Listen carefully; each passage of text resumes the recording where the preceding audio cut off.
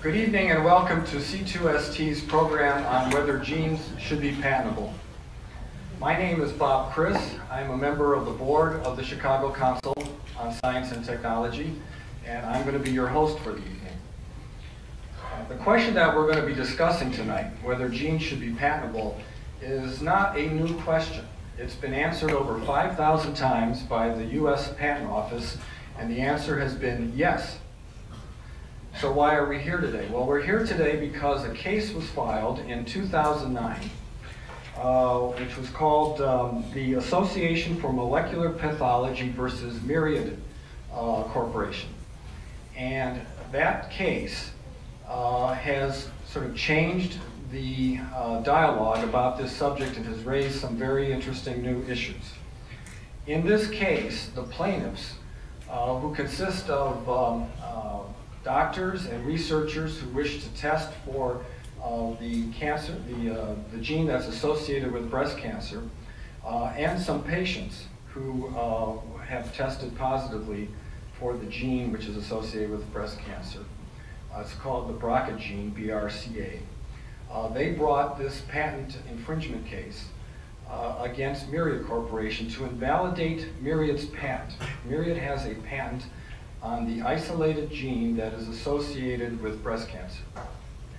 And their thinking was that if they could convince a court to invalidate the patent, that then other researchers and other doctors who wanted to develop tests or cures for the disease would have a easier time of doing it.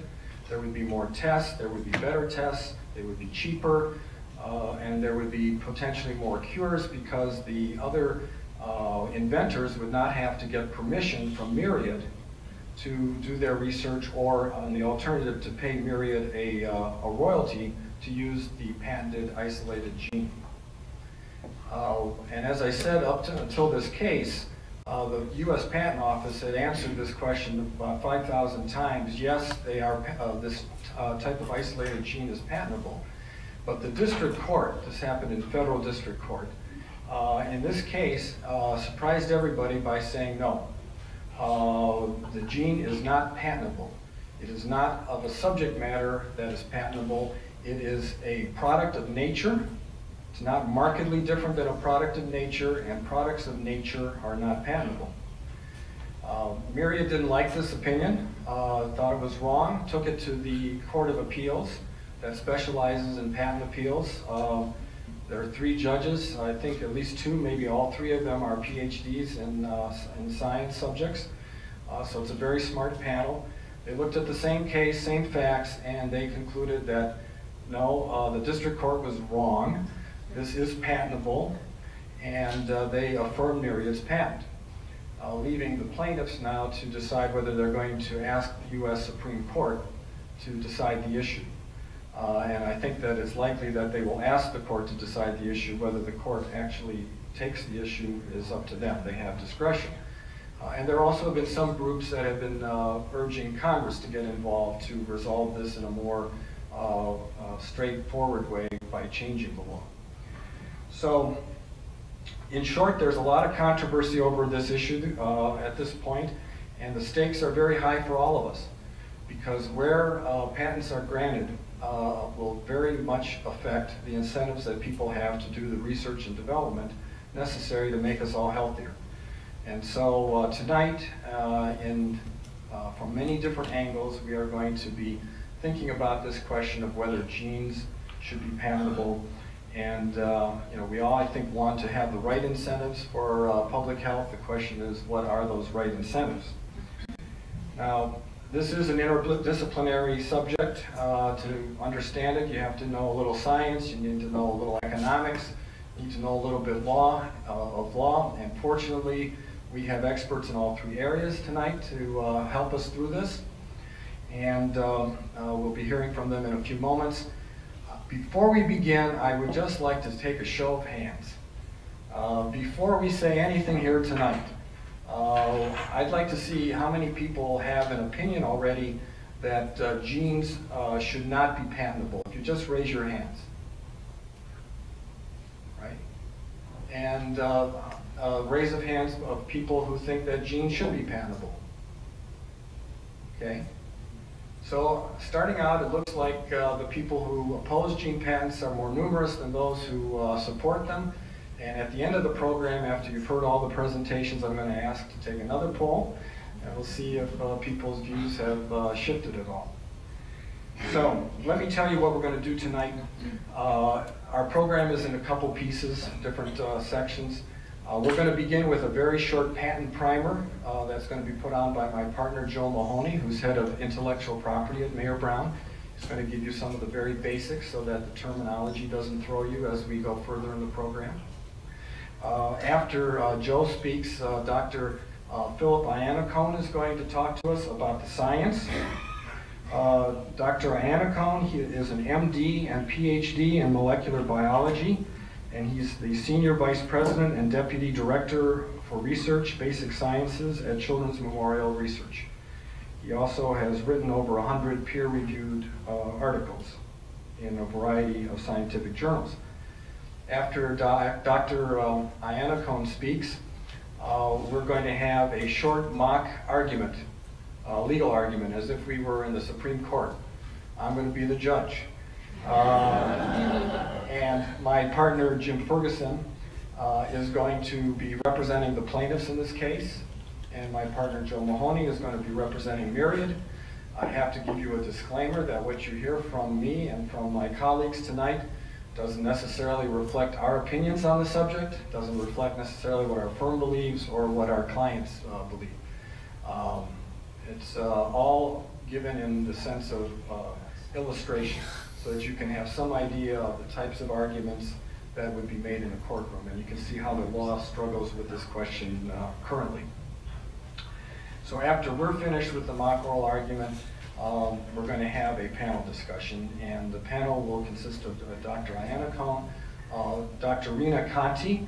She is an assistant professor at the University of Chicago Business School, and she has actually focused on the Myriad case in some of her classes in the past, and she has written articles in a variety of fields, including the question of how to properly incentivize medical research, which certainly is applicable to this subject. And finally, Dr. Kevin Noonan will be on the panel, and Dr. Noonan is a double threat. He's a patent lawyer and a PhD in molecular biology. He has actually spoken on this subject on 60 Minutes, and he will provide us with his thoughts. He's the author of the biotechnology patent blog, Patent Docs, and he also teaches patent law, in addition to practicing patent law, at John Marshall Law School and DePaul University. Toward the end of that panel, we'll throw open the floor for questions and comments from the audience, and we're going to do all of this by 7 o'clock. So I should stop and turn over to Joe Mahoney, who will give us a patent law primer. Thanks, Bob. Appreciate it. Hello, everybody. Patents are about getting a return on investment. They are valuable tools to protect research and investment, and they promote commercialization. They provide legal rights to exclude others, but they're limited in time. The term of a patent is 20 years from the filing date. Is the longer of 20 years from the filing date or 17 years from the grant date for applications that are filed before June 9th, 1995. That's when the law changed. Some of the Myriad patents were filed before that date, so it is important in this context. Patent terms can be extended in drug cases due to regulatory delay at the FDA. Okay, what is patentable subject matter? Well, the U.S. Supreme Court says it's anything under the sun made by man. This is a low hurdle, okay? It's a low hurdle. And we'll talk about briefly some of the other requirements for patentability, but this one in particular is a fairly low hurdle. And what the law says is a process, method, machine, article of manufacture, composition of matter. These things made by man are patentable. Are patentable subject matter, they're patentable, they're patent eligible. They may not be patentable because of prior art or other reasons, but at least they're eligible. Okay. What's not patentable? The law says that laws of nature are not patentable. For example, E equals mc squared. Physical phenomena like lightning, abstract ideas or mental processes like comparing one list to another or comparing one listing of a nucleotide sequence with another, that mental process, that's not patentable. And also products of nature. For example, a plant or a diamond. Those things are products of nature and they're not patentable.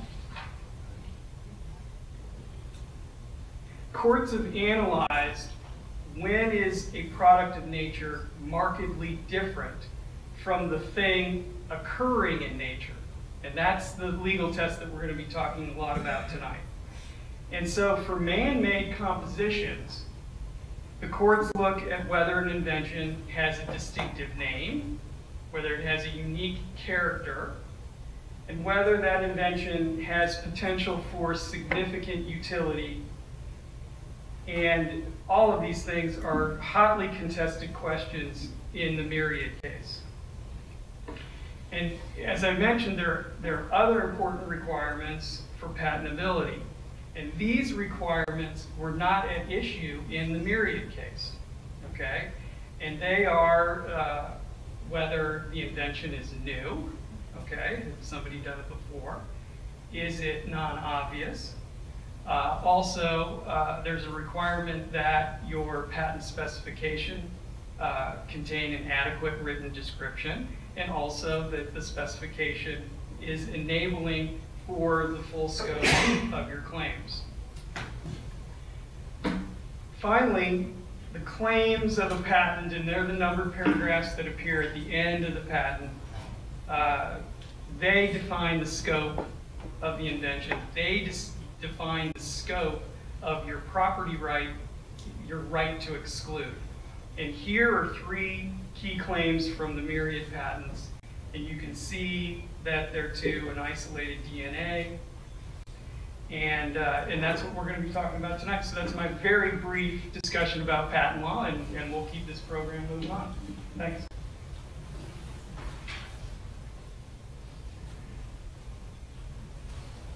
Thanks, Joe. Now you can all take a bar exam. Actually, it's very helpful, and I think that we are not going to be looking at the full spectrum of patent law tonight, but we're going to really be focusing on this question of whether the subject matter is patentable, and the subject matter here is something called an isolated gene. And to tell us what an isolated gene is, and how you make it, and what you can use it for, Dr. Philip Iannacone will enlighten us. Doctor?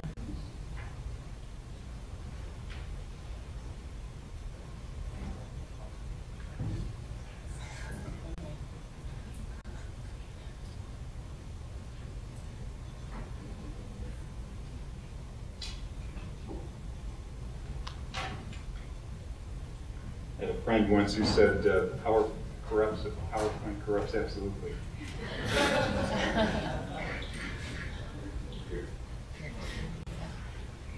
I trained as an anatomical pathologist, and none of us could speak in public without slides. So, those slides we're going to be doing.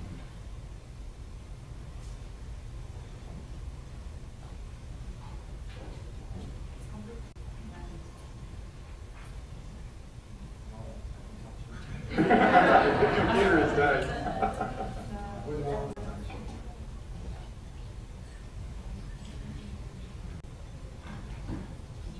Did you try to escape?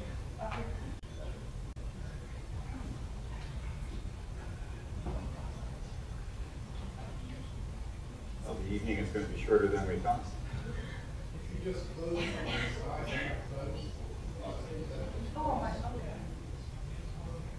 You can just touch the screen a little here on the screen. there. Oh, there you go. It's a touch screen. Speaking of patents.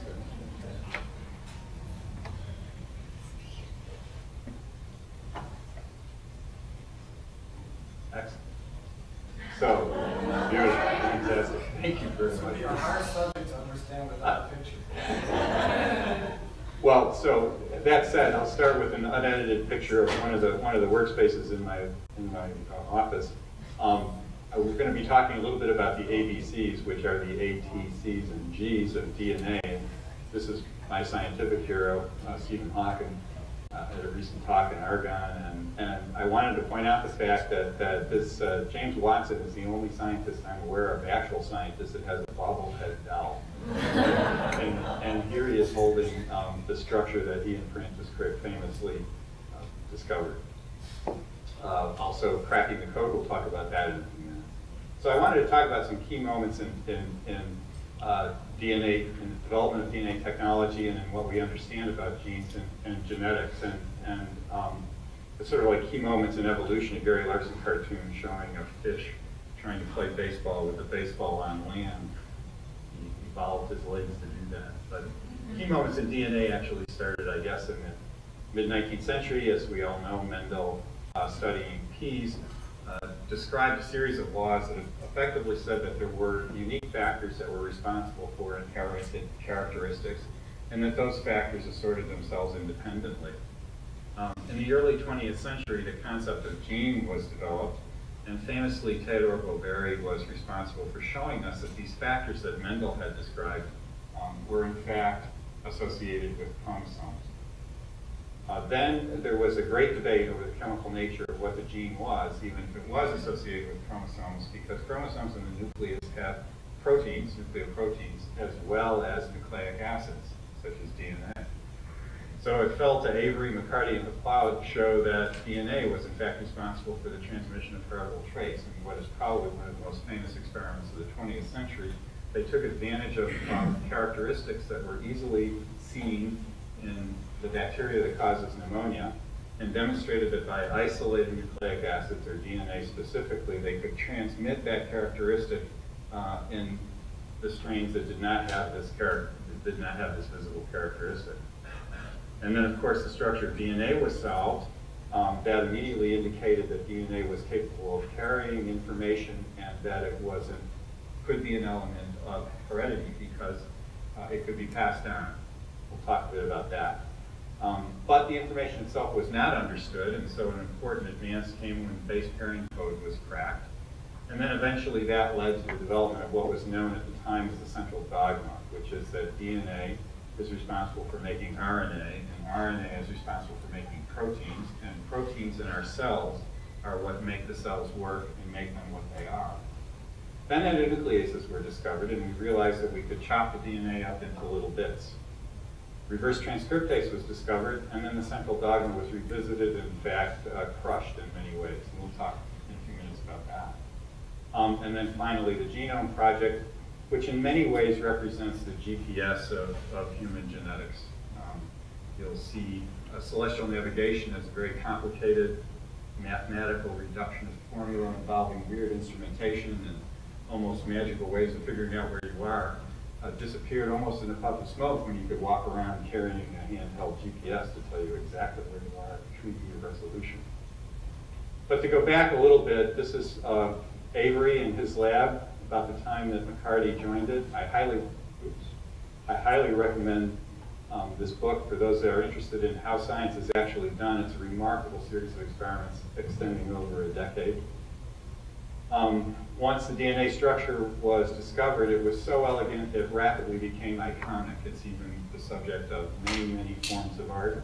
This particular illustration, or this particular piece of art, is using what's known as a space-filling model of the structure, showing the helical domains and the pairing, the bases that pair. We'll talk about that in a second. And by space-filling, we mean that it shows it to scale, more or less, the probability domains of the presence of the actual atoms which make up the molecule. And embedded in that structure is what we now know about genetics and inheritance. So without trying to turn this into a chemistry class, I just want to point out a couple of key features. First of all, DNA or deoxyribonucleic acid it consists of a series of sugars and a series of bases. And those sugars are related in a way that has directionality. There are two strands. Here's one strand, here's the other strand.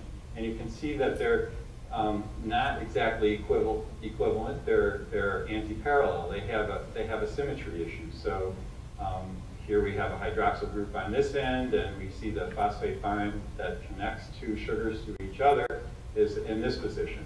The opposite is true on the anti-parallel strand.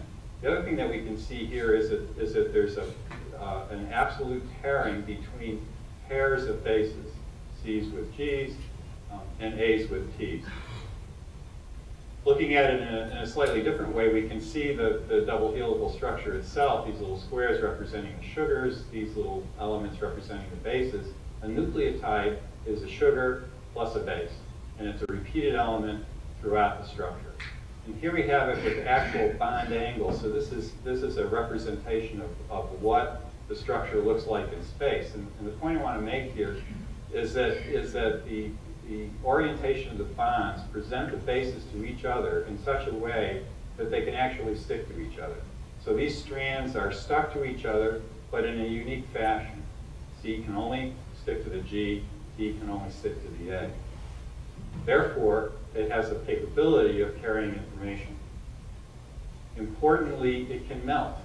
That is to say, these two strands can be pulled apart from each other, and we have a very sophisticated enzymatic machinery for doing that in our cells.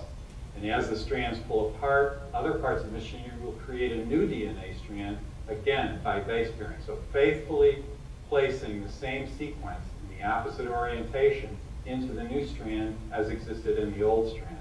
This can happen over and over again. So the structure carried within it the reality that it could be a source of heritability of characteristics. So if it's a source of information and heritability, where does the information actually reside? So we know that in fact now that there are 4 nucleotides that can carry this information, adenosine, thymine, guanine, and cytosine. But how do these 4 nucleotides code for what we know are the 20 amino acids which, when all connected together, make the proteins that make our cells and body function? So you could imagine one nucleotide would be responsible for defining this code, but that would only account for 4 amino acids. If 2 of these nucleotides were responsible, that would represent 16 amino acids, not 20. 3 could define 64 amino acids, 4 cubed. So that was definitely a possibility. The fact that it was 3 nucleotides, that is a triplet, was proven by Francis Crick shortly after the structure was developed in a series of fascinating experiments where he mutated the RNA, that is what comes from the DNA, to make the protein. He mutated RNA, asking the question of whether the protein in the gene that he was altering lost its function. So in a sense, we could create, let's create a sentence here. The cat had the red hat, assuming that each of the words carrying the information has 3 letters in it that are responsible. So what Francis did was to eliminate first 2 of these, T and H, and this would be the result. It was nonsense. Then he eliminated 3 of them, a T, an H, and an E.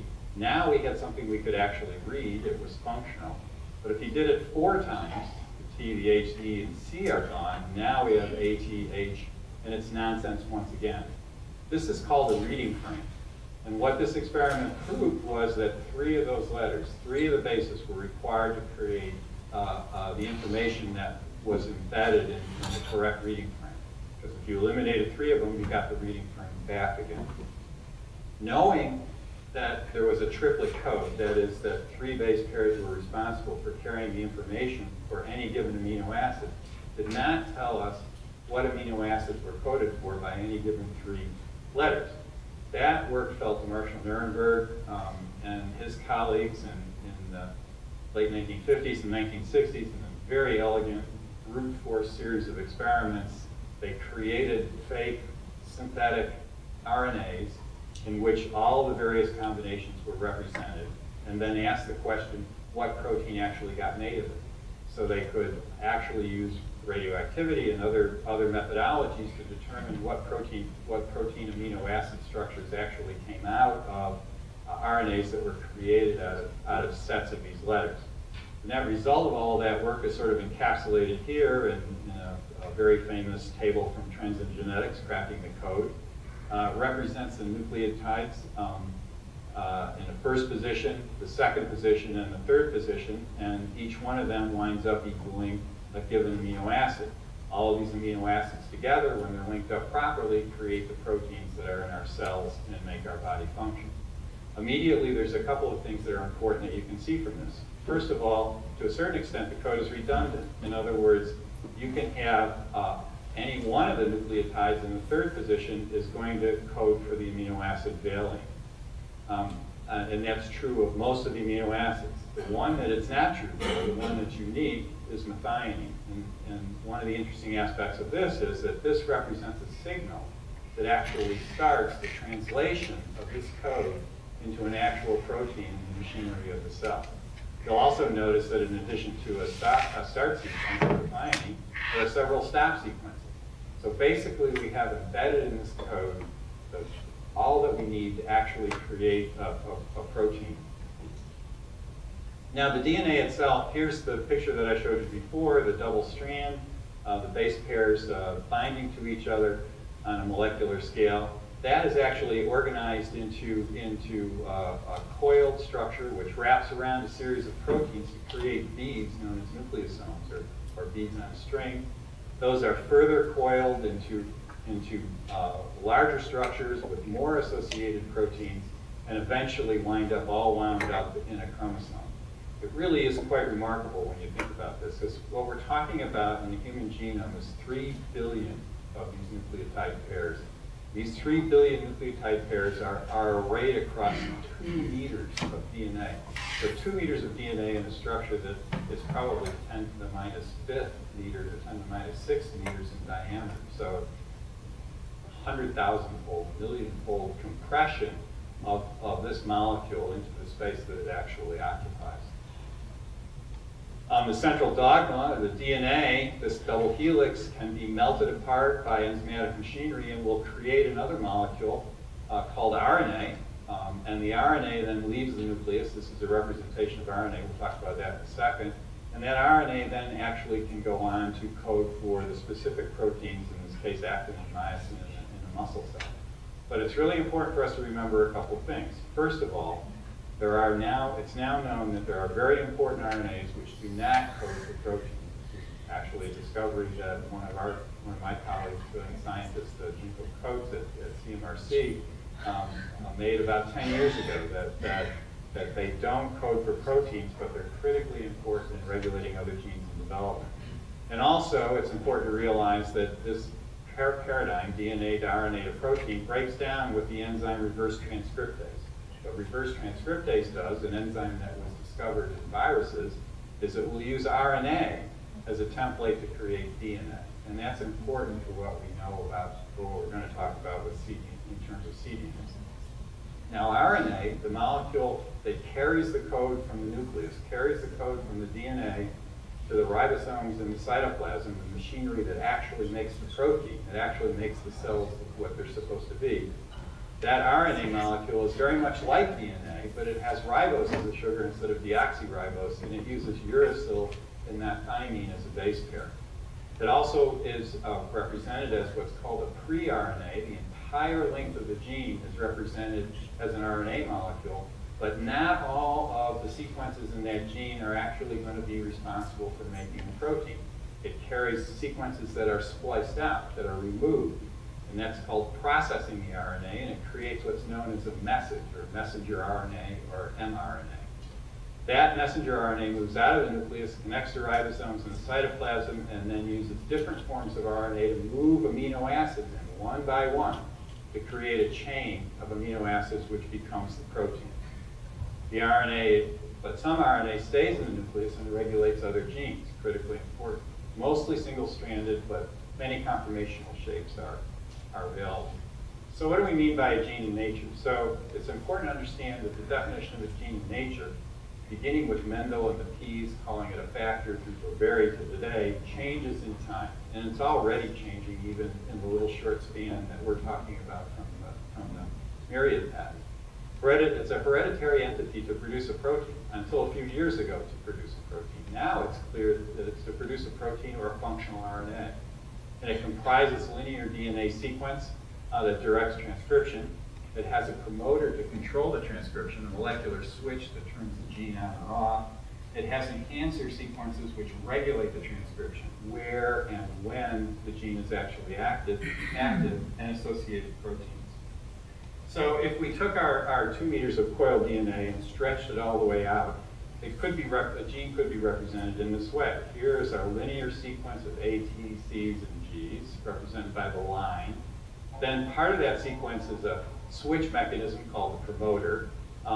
The parts that are actually going to make the protein here are represented as codons. And the parts that aren't going to have anything to do with the protein are just the lines, called introns.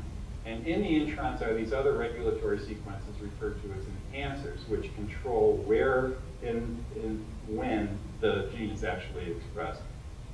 This DNA is then transcribed with the machinery that I described before, RNA polymerase and other enzymes, making a pre-RNA, which is processed by elegant and complicated machinery into the messenger RNA, which moves into the cytoplasm to make the protein. If we take this messenger RNA and treat it with the enzyme reverse transcriptase, the opposite thing happens. The complementary sequence is actually used, or that sequence is actually used as a template to polymerize DNA in the complementary sequence. So what we have is a structure that actually is a faithful representation of the sequence that was present in the RNA, which is a faithful representation of the sequence that was present in the DNA. So so let me show you some examples of how this looks on the hook, so to speak. This is work from my lab. It's not important for this evening to talk about what it actually is, but this is the way we typically represent a gene sequence, just as A, T's, C's, and G's. This is the switch part, the promoter of the gene that I was interested in, and we can show different areas where proteins bind to actually regulate the expression of the protein, and that's basically how we represent the data.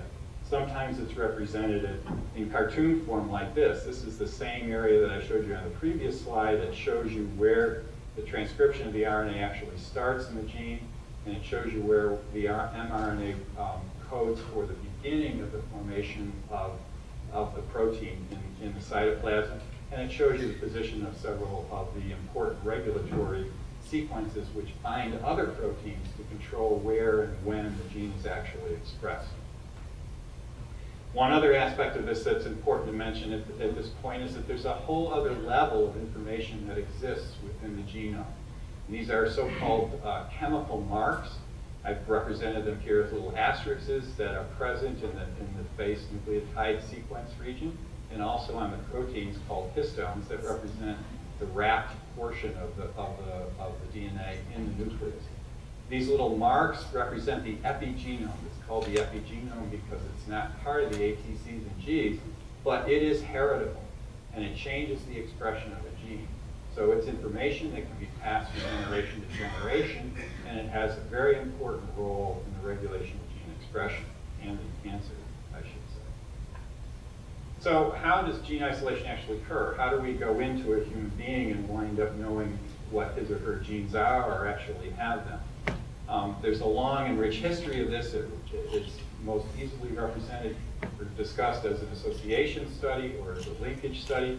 It frequently begins with signposts in those 3 billion nucleotide base pairs that I talked about. Years and years ago, chromosomal abnormalities were the way this was done. So a small portion of the chromosome was missing, or there was a break in a chromosome. You could see that in the microscope. You could see where it was.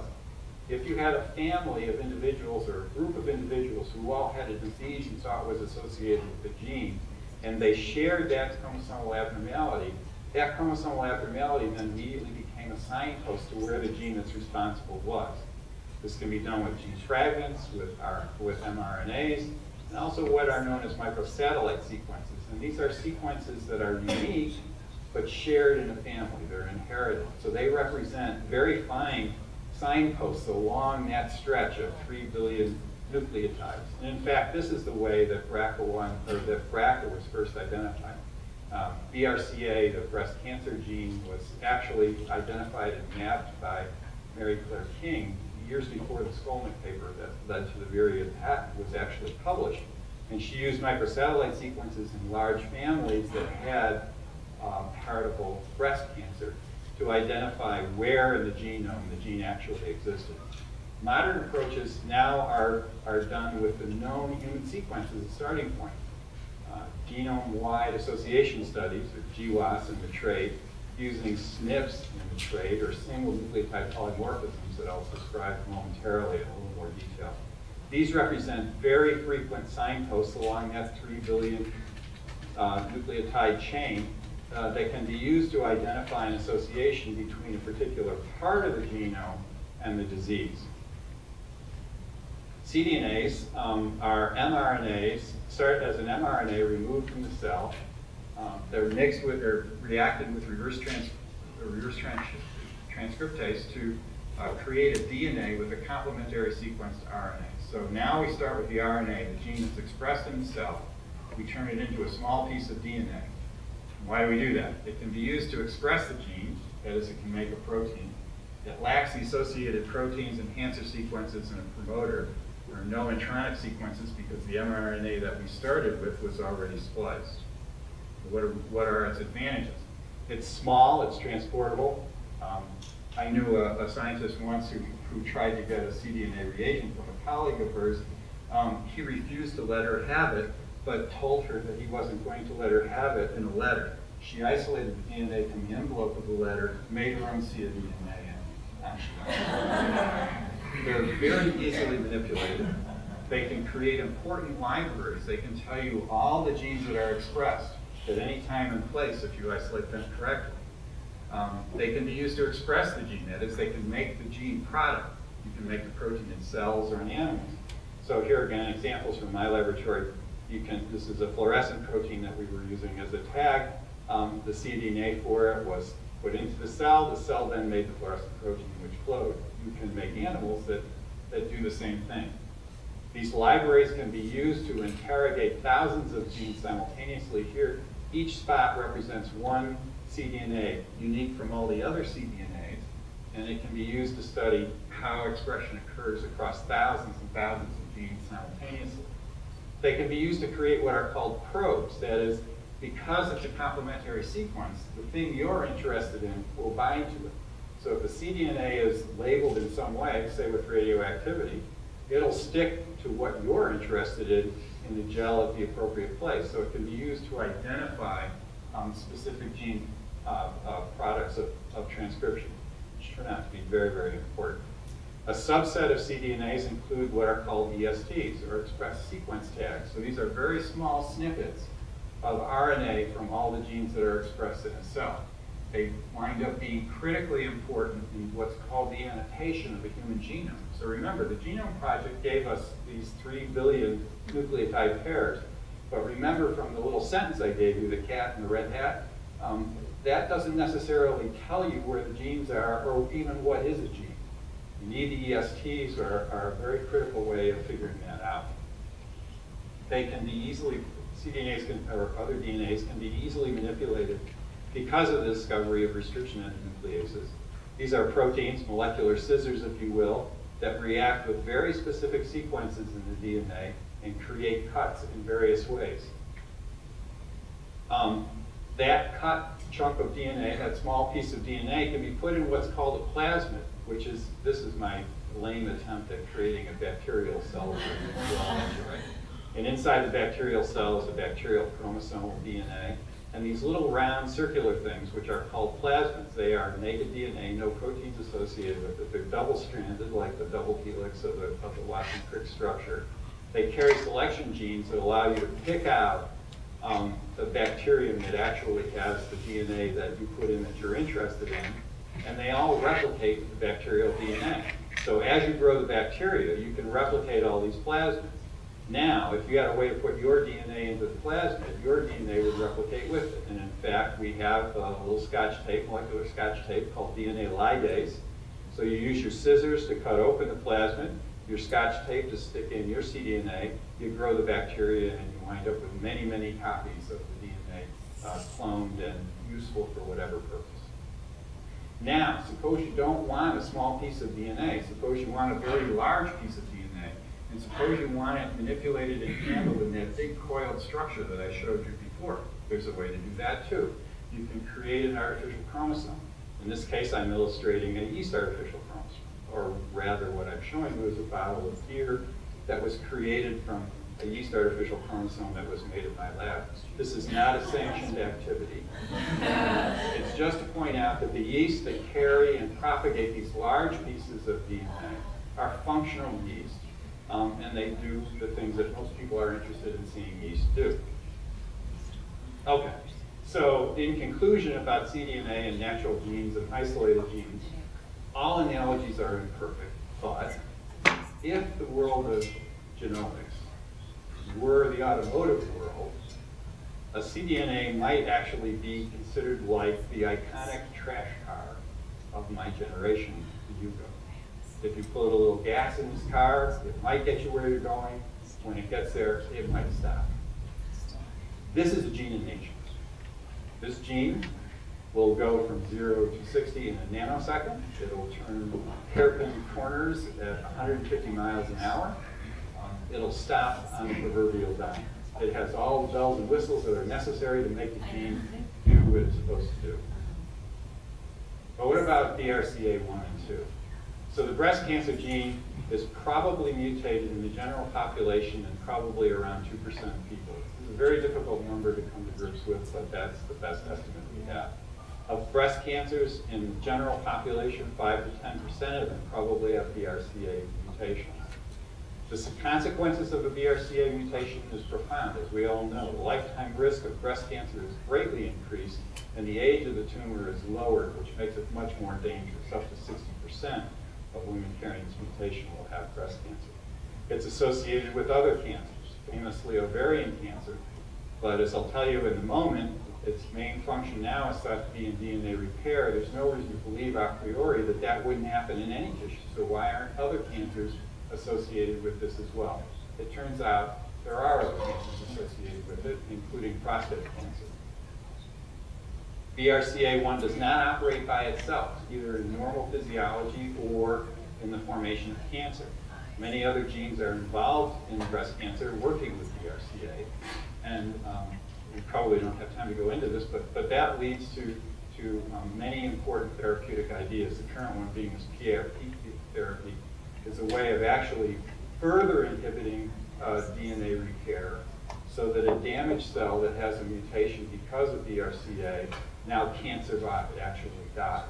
And if it dies, it can't make a cancer. So it's a very exciting therapeutic approach based on what we understand about the various types of DNA repair that occur in these cells. We also know there's a young scientist in Oxford doing beautiful work. The protein is not just in the nucleus. So while we know that the protein is important in DNA repair, there must be other functions. And in fact, he's shown that cell motility is very much related to what BRCA is doing in the cell. And that can be very important to the metastasis of the breast cancer and other aspects of its biology. So cDNA can exist in nature, but importantly, it reflects a sequence that does exist in nature. And therapy always depends on understanding the function of the mismade proteins that are responsible for the disease, and the gene sequence is absolutely critical to studying that function. So I just want to close with the notion that technology moves on, and a couple of other points about the paper under consideration. It's a condition of publication then and now that you freely share reagents that are necessary before you can publish the paper. Another point about the Skolnick paper, which was published in 1994, what they did was to identify this particular region of DNA as responsible for the genes. They did not do it by themselves. There were scientists at the University of Utah, and importantly, the National Institute of Environmental Health Sciences was very deeply involved in this work. Brilliant scientists by the name of Roger Wiseman, and the scientific director of the Institute at the time, J. Carl Garrett. They're both co-authors on that paper. My only point is, for consideration, the NIEHS budget is about $800 million a year. That's $800 million a year that comes from our tax dollars. Another example of this type of issue came up with the express sequence tags that I was telling you about. The ESTs are really important signposts in the way one maps disease phenotype onto the genome. And those ESTs there was a very strong attempt to patent the ESTs in the 1980s when they were discovered by the scientists at the NIH who discovered them. The NIH refused to do it because they felt that it was an enabling technology that everybody paid for and was too fundamental to require a patent. So the scientists at the NIH left the NIH, made their own company, patented the ESTs, and represented a roadblock to the annotation of the human genome as it was being evolved. Another group of scientists said, you know what? That's not right. So they went out and created a whole new set of enabling technologies to get to the same point, and went to Congress to get legislation written that would prevent that data set from being patented. And that created what is known as DBEST, which is available to all of us on the web. Another example of this is right here, right now, is the TSC, or the SNP consortium. So remember I said that you could do the associations with broken chromosomes, which is very crude, or you could do it with these microsatellite sequences, which is a lot better, or you could do it with single nucleotide polymorphisms, SNPs or SNPs. This is a very high resolution, unique set of sequences scattered throughout the genome to allow these association studies to happen. It's expensive to figure out where they are, and there's millions of them. So this has been done recently in a public-private consortium between big pharmaceutical industries, the lead being held by AstraZeneca, and Arthur Holden, I think, was responsible for driving this forward, and has now created this entire map of SNPs that can be used for genome-wide associations, allowing the entire genome to be interrogated in thousands of patients. It's just amazing. And so what's that like? So in a sense, you might think of the whole genome, the whole data set, as being like a Google Earth satellite picture. You get a good picture of the lay of the land, you know where all the bits are, but you have no idea where you are. All the landscape looks the same, more or less. As soon as you put a street view on top of the Google Earth satellite picture, you suddenly know where you are. You have a set of addresses. The SNPs allow you to do that. It applies addresses to this large landscape of the genome. And finally, I would just point out that reverse transcriptase is a natural enzyme. It exists both in viruses and in us. The ends of our chromosomes are protected by structures called telomeres, which are renewed by a reverse transcriptase. It's basically an RNA template driving DNA production on the end of our chromosomes to protect them every time the cell divides. So with that, I would just end by saying that the big challenge to us is what, when I was a kid and started to get interested in science, I called biology. If we want to have a complete understanding, we really have to integrate our knowledge across a lot of levels of organization, from atomic force all the way to the complex beings that we really are. And our first director, Bernard Merkin, one of his favorite quotes was from Charles Morgan. It says, "Knowledge grows."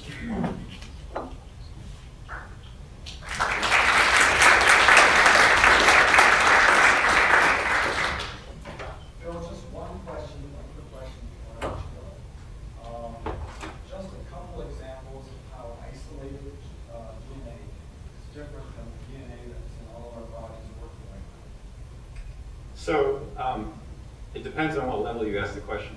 So if you're asking, if you're asking, does the DNA that we take out of the body represent the sequence that's in the body? The answer is absolutely yes.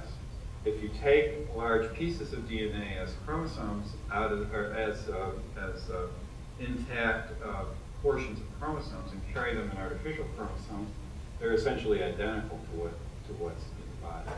The problem is that as soon as you isolate it, it becomes different, right? Because all the other interacting factors are not present. The interacting proteins aren't there.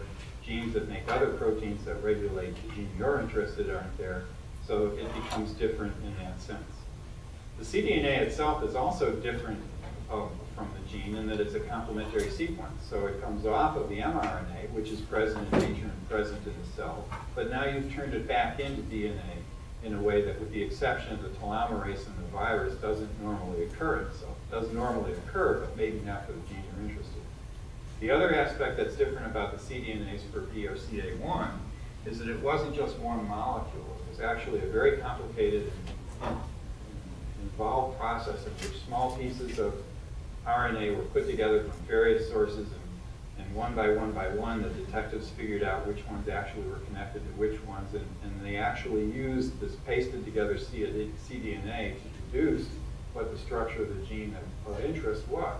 Because there was no candidate for this gene. This gene was unprecedented. And so nothing was really known about how you could find it other than basically where it was in the genome. At the risk of oversimplification, would it be fair to say that isolated gene is different than a gene in our bodies in the sense that isolated gene will have the pairs that are the informational content, but it won't have all the wrappings and all the other chemical bonds that exist in nature when the DNA is all wrapped up in our bodies. I think that's a fair statement. Okay. My partner, Jim Ferguson, now is going to make a short argument that will give you some idea of how the plaintiffs might argue this case to the United States Supreme Court. By way of disclaimer, as lawyers, you quickly learn that you have to do what the court tells you to do. And the court has told me that I have 3 or 4 minutes for my argument. So I'm going to cover at a very high level some of the basic points. I represent the Association of Molecular Pathology. We are challenging Myriad's gene claims in this case.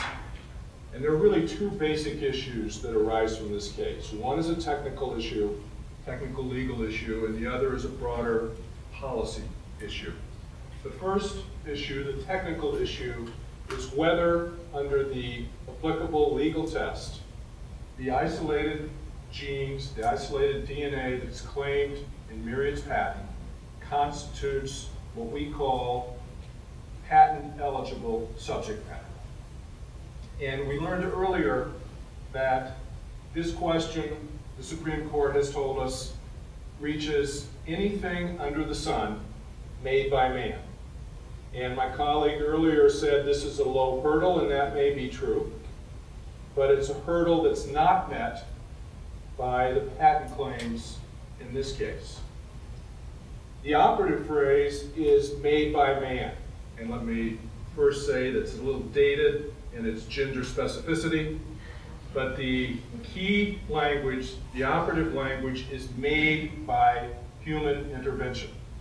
This is why, under well-settled patent law, patent protection does not exist for laws of nature. It does not exist for physical phenomena. It does not exist for products of nature. It doesn't exist for abstract ideas. And what underlies this is a very important distinction in patent law. It's the distinction between creating and discovering. Between, on the one hand, creating something that did not exist before, something that is novel, and on the other hand, discovering something that did exist before. Now, this fundamental test begs the question of, in what sense did Myriad create the isolated DNA that it is now claimed in its patent? And the answer to that question, of course, is in no sense at all did it create the isolated DNA. The double helix, the sequence of nucleotides, the information that is conveyed by that isolated DNA, all of that was created by nature. What Myriad did was simply isolate the DNA, or in the case of the complementary DNA, copy the DNA. And to isolate is not to create. To extract, to purify, to isolate is not to create. So under this technical legal test, for patentable subject matter, these broad claims are not patent eligible. Mr. Ferguson, let me interrupt for a moment. my understanding is that the isolated gene is physically created by a human being. I mean, somebody has to take off all that wrapping on the gene in order to isolate the bases that are the informational content. Why is that not an active enzyme that qualifies the isolated gene to be patentable, to meet the other requirements? There are two responses to your question, Your Honor. First is, as I mentioned earlier, to isolate or to extract is not to create. What is most important about the subject matter of these claims is the informational content of the gene. That's the only reason it has any value, both scientifically and commercially. And Myriad was not responsible for the informational content of that gene. That was created by nature.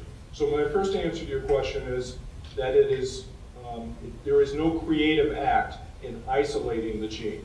Now my second answer to your question is, even if we ignore the requirement of a creative act and we just focused on whether or not this isolated DNA is, quote, markedly different, even under that test, it does not meet that requirement because there's really no material difference between the isolated DNA and the DNA that exists in nature. The only difference, the broken covalent bonds and so forth, are incidental to the fact of isolating the gene itself. Mr. Ferguson, isn't it the case, though, that a gene that is in our bodies can't be used to create a probe or to create a diagnostic test? You have to be able to remove it, isolate it in order to use it in these various useful ways. So, isn't that a distinction that should make this eligible subject for patent? That is an important distinction, Your Honor, and I think that goes to the second broad point I want to make, which are the policy issues that are implicated by patenting genes using broad claims such as present in this case. Should private parties own isolated genes? In order to really appreciate this issue, it's important to focus on the nature of the right here. This is a property right. It's no different from your home.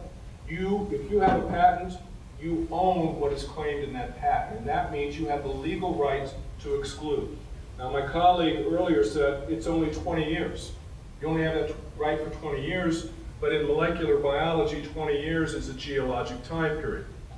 During that period, you have the right to prevent anyone else from using that gene for any purpose whatsoever. Now, in responding more directly to Your Honor's point, our position is not that the genes can never be the subject of patent claims if they have what we call functional limitations.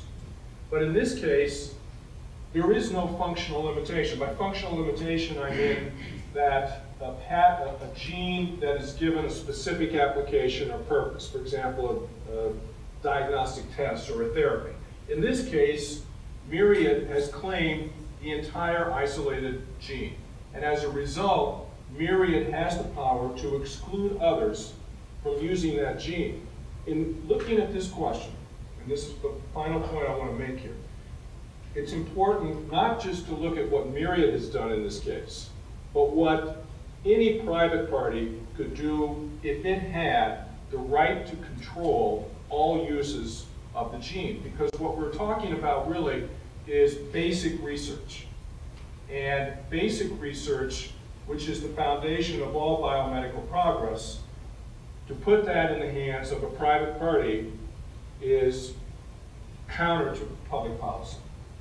Mr. Ferguson, if we don't grant an act to the isolated gene, which is, as you just said, basic to the whole process, at the very beginning of the process, how can we feel any confidence that there will be sufficient incentive for inventors to invent cures that they can't have a patent on what is the very beginning of the process? If you don't have that part of it down, you can't go on and do other research and develop diagnostic tests or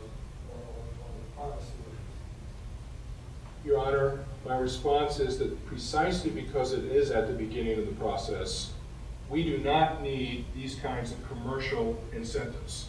The point I'm making is that at basic science, scientists are already powerfully motivated to push the frontiers of knowledge. They don't need commercial interest. They don't need the profit motive in order to do that.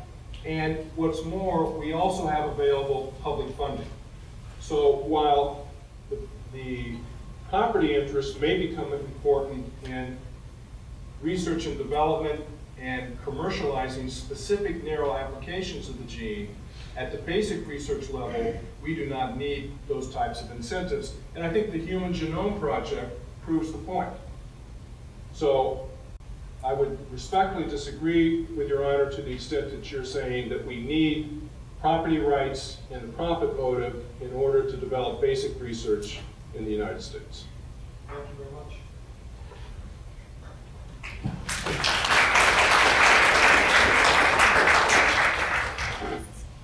That will never happen. I am wrapping it up. I think we should do it, especially if it's the judge. May it please the court.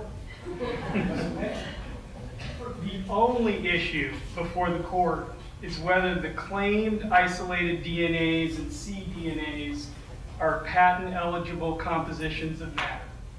There are no prior art or obviousness questions presented to the court. And they certainly are patent-eligible. They don't exist in nature. They're new, useful, human-made inventions that brought the isolated bracket molecules and the diagnostic methods using them into existence. The claimed compositions here are markedly different. The broken covalent bonds make the isolated sequences a new composition, a different chemical. The isolated molecules have uses distinct from native DNA, as has been referred to by Your Honor, as probes, primers, sequencing templates, and inserts for subcloning into gene therapy vectors. Native DNA can't do those things. And all of these are valuable for diagnosis and treatment of cancers. After sorry, Your Honor. If all we're talking about with the isolated DNA is removing things from the DNA, the various bonds, the various chemicals that are wrapped around the DNA in our bodies, how is that different than taking a leaf off of a tree or taking gold out of ore, all of which is not patentable? The gold is the gold, it's not patentable, and yet it's different when you purify it and you take it out. Why should one thing be patentable and the other not? Well, the elemental gold is still elemental gold, and the leaf is still the leaf, okay? But the isolated DNA is different chemically than the native DNA. And I would add that after 30 years of isolated DNA patents, the Patent Office is not now suddenly wrong. The system works. Stimulating investment in new diagnostics and medicines is exactly what the patent law is supposed to do. And back to Your Honor about the point about elemental gold. Again, it is not chemically different whether it's found in nature or whether it's extracted from ore. Okay? Here our point is that the isolated DNA is both structurally and functionally different from the native DNA. Let me ask you this.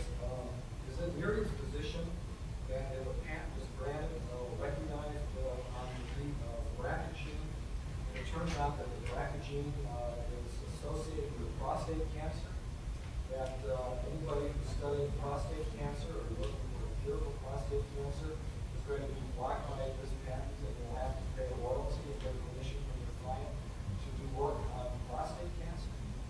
Possibly, yes. I mean, if the researcher is using the isolated DNA as claimed in the patent, however, the right to exclude under the patent isn't limitless. If the researcher is using the isolated DNA with the intent to develop information that is later submitted to the FDA, then such activity is likely within the research safe harbor exemption under the Patent Act. And, Your Honor, with your hypothetical, I don't know if Myriad has formed a view as to whether it would enforce its patents in this way. There are both legal and practical limits to Myriad's ability to enforce its patents. For example, would it want to sue potential customers? I'm not sure. Probably not. Mr. Ferguson made the point that his clients could live with the notion of a patent applying to something related to the gene, but not the basic gene itself, maybe a diagnostic test that's related to the gene or a drug that's related to curing the disease. Why aren't patents at those points in the developmental process sufficient to give companies an incentive to do the basic research? Why do we have to give a patent on the basic research that then forecloses everybody else from working on that gene? Well, Your Honor, it's estimated that the Patent Office has issued over 5,000 patents claiming isolated DNA over the last 30 years.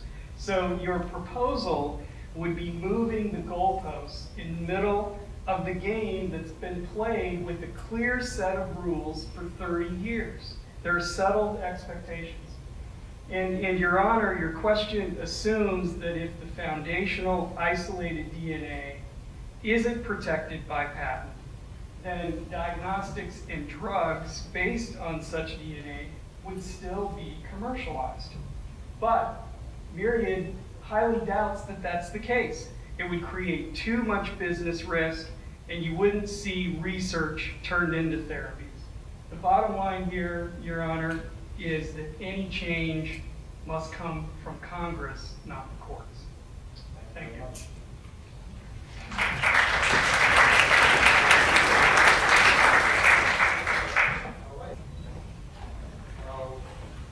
Now we're going to have a panel discussion where we look at the issue not necessarily from a legal perspective, but from the perspective of a scientific researcher, from the perspective of an economist, Dr. Conti. Well, we do have one more. You never get rid of the lawyers. Dr. Newman, but he also is a PhD in molecular biology. And so we're going to get another perspective. Perspectives that frankly when the judges go back to the chambers, they talk about and they think about when they decide whether something is markedly different. Because obviously if one court said it was markedly different, another court said it wasn't, reasonable people can come out differently. How should you decide that issue? Well, it's going to have something to do with what the consequences of your decision are.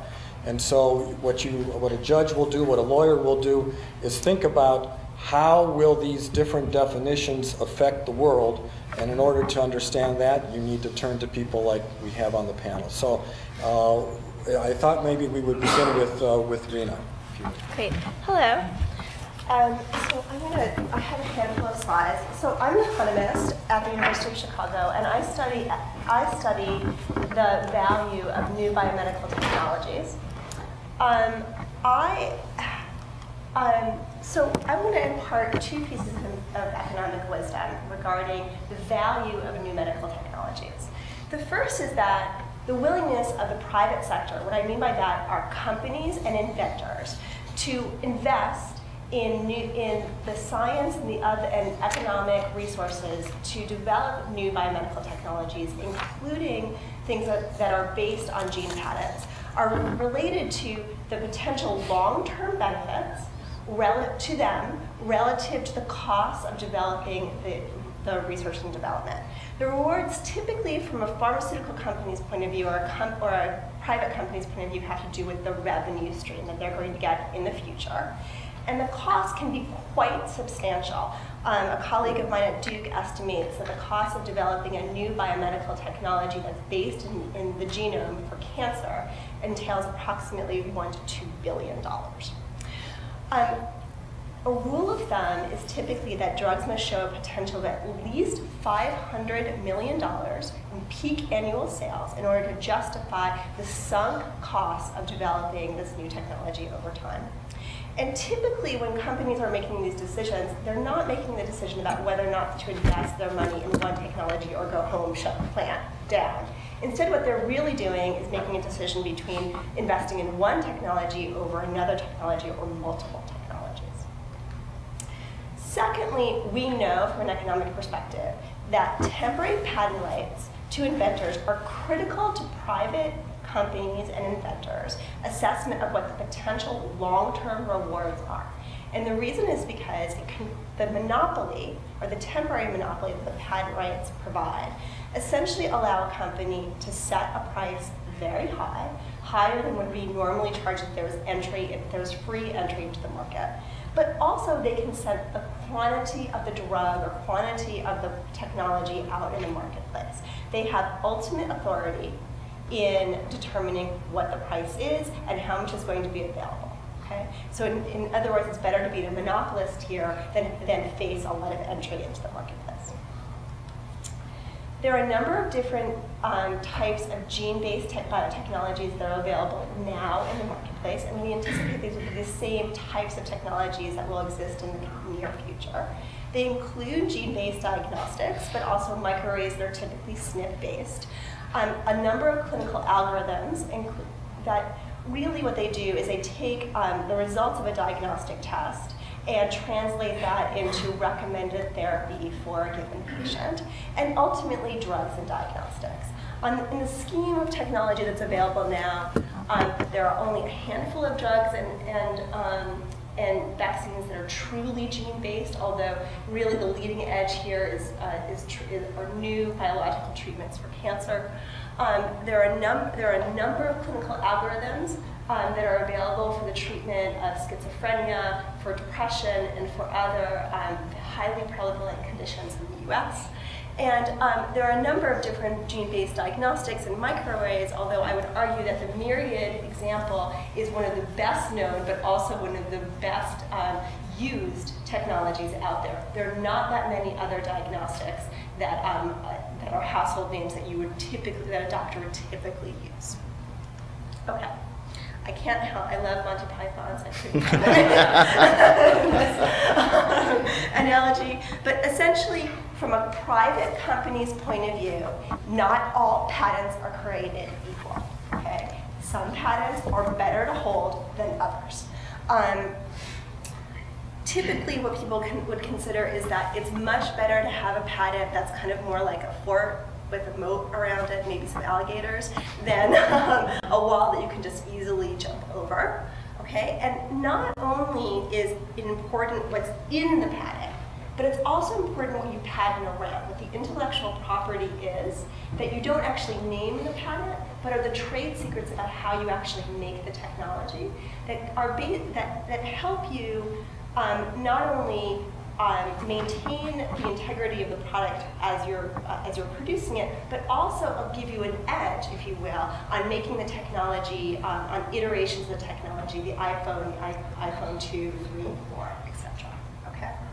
So, in terms of the available and potential future technology that exists in this arena, it is clear from a private company's perspective that you would much rather, if given the choice, you would much rather produce something like a drug or a vaccine where you would have a lot of different intellectual property that would protect your product than gene-based diagnostics or SNP arrays, where there's a lot of different technology out there. In fact, Myriad has competitors in the market already.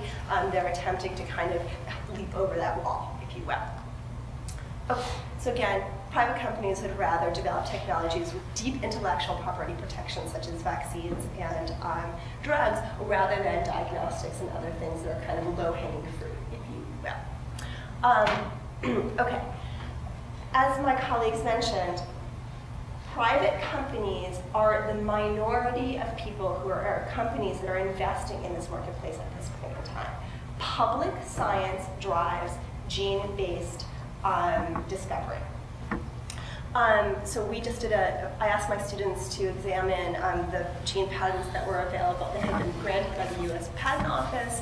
There are over 5,000 gene patents that have been granted. The vast majority of them are held by universities and academic medical centers, and then a whole bunch of small companies that are essentially spin-offs of academic institutions. There are only a handful that are solely owned by Fortune 1000 companies, or those that are traded on the NASDAQ. Now, the reason that's important is because at the end of the day, whatever public science decides is the research agenda here is going to drag all the technologies that are going to come out of it, okay? Francis Collins, who is now the director of the National Institutes of Health, has stated explicitly and over again for a number of years now that drug development is translational science, and it's clearly within the purview of the NIH's budget. It is clear if you look at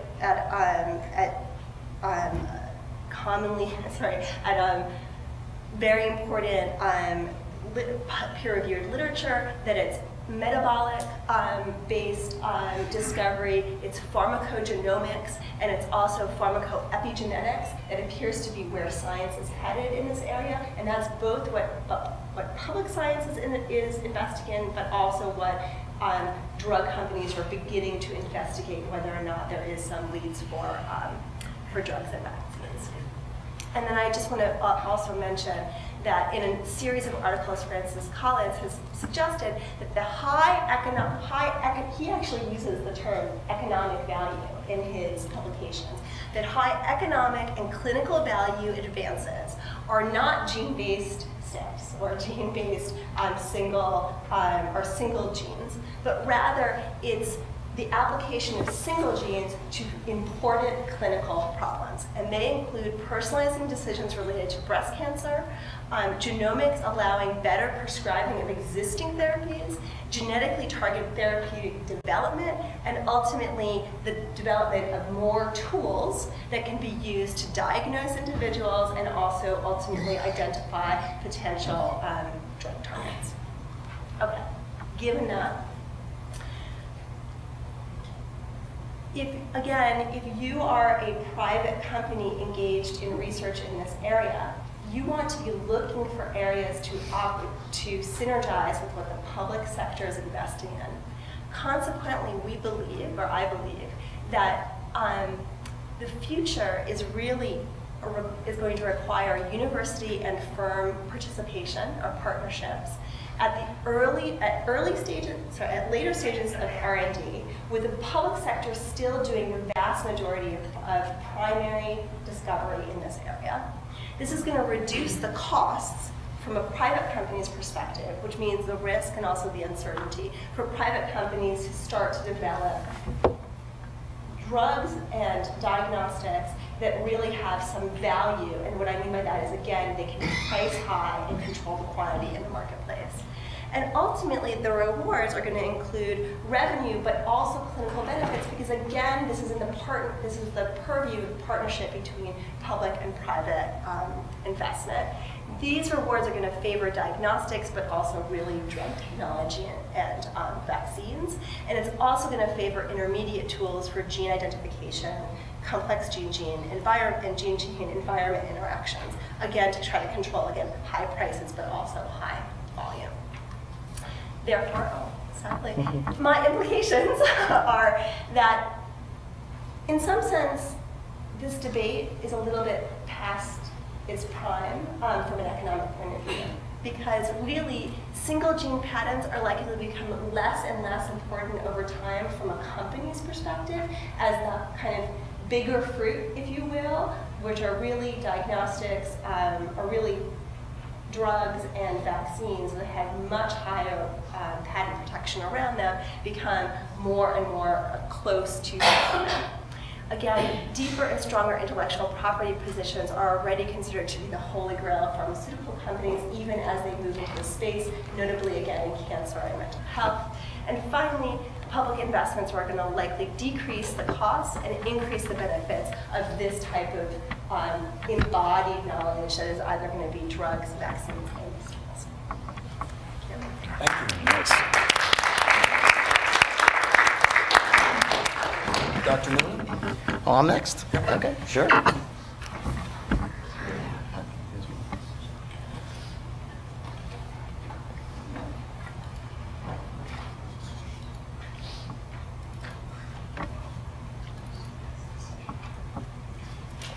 My position.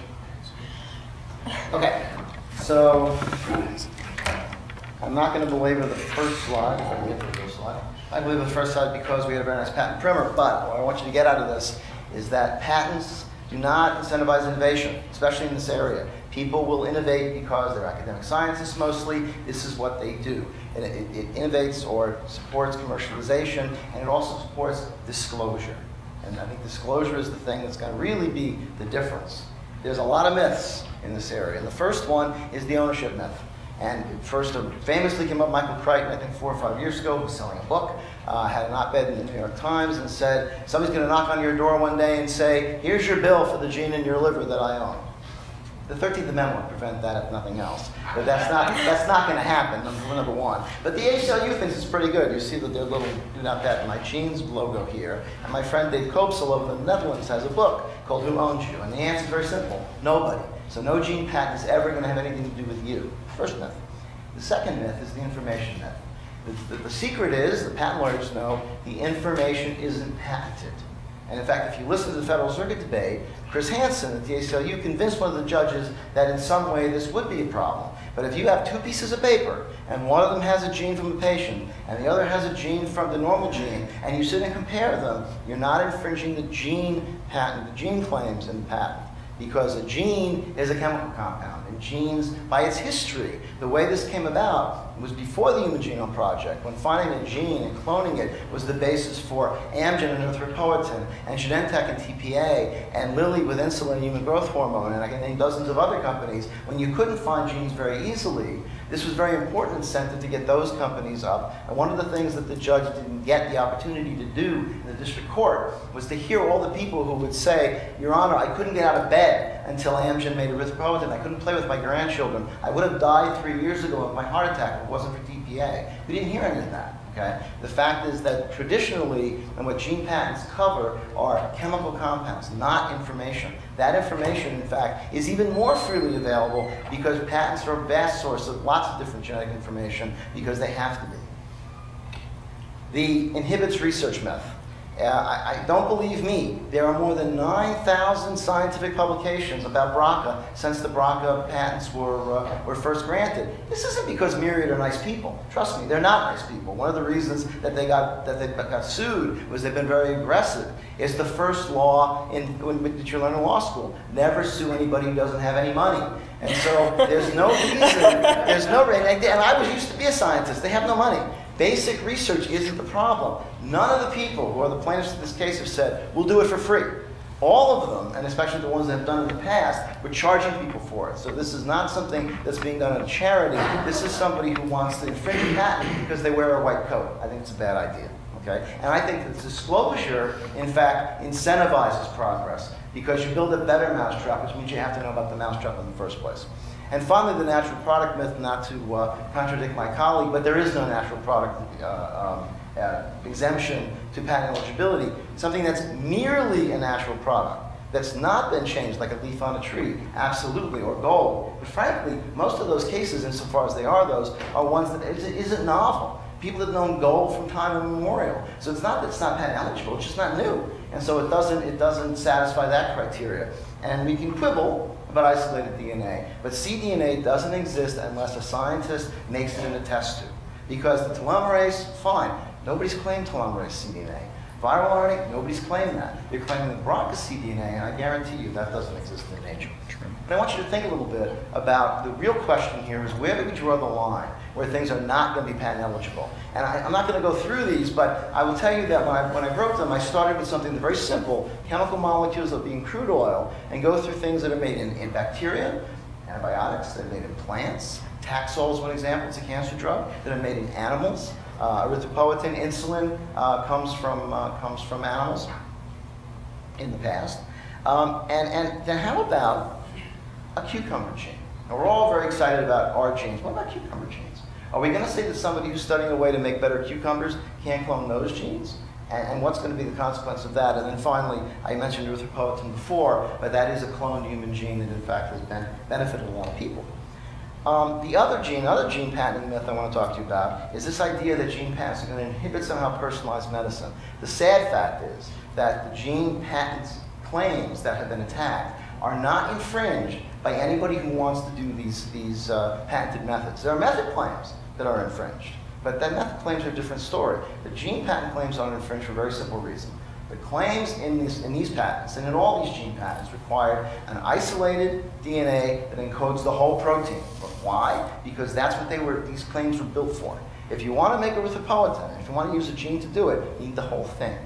You never have to, and nobody ever does, actually isolate the whole cDNA, the whole gene for BRCA, because there's no need to. It's way too expensive. It's way too much work. All you're looking at are little pieces, and in fact, given what Myriad has actually done in the past 10 years is find these, because they've done so many populations, so many women, they found mutations that were otherwise not known yet, and they've been able to do correlations to figure out if any of those women and their families have histories of breast cancer. They're looking at little pieces of it. So the DNA is never isolated in the first place, and the isolated genes are not infringed. The reason they're in the case is because it raises everybody's temperature.